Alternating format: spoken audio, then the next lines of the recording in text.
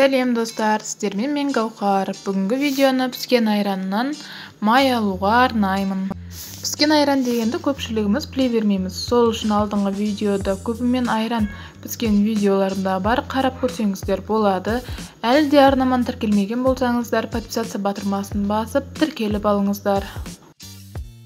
Енді видеомызды бастайтын болсақ, алдыңғы видеода айранымызды көбіге құйып, оған салқын суымызды құйып, тоққа қосып 2 сағаттай айналдырып, айранымызды піскен болатынбыз. Піскен айраннан майымызды алу үшін ыстық суға қолымызды сулап алып, майымызды алсақ, майымыз қолымызға жабыспайтын болады.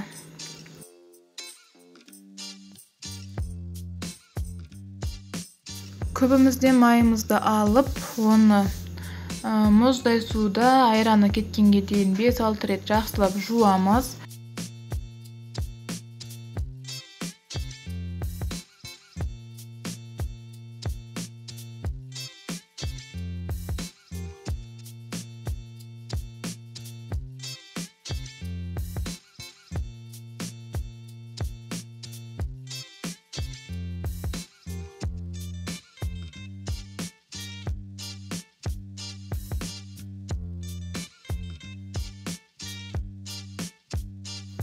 Тазартылып жуылған майымызды дәміне қаратып, тұздап, оны жақсылап араластырып, барлық жеріне тұзы сіңетіндей араластырып алып, өзімізге керек ыдысымызға салып, тұзы сіңгенге дейін морозилкада сақтаймыз.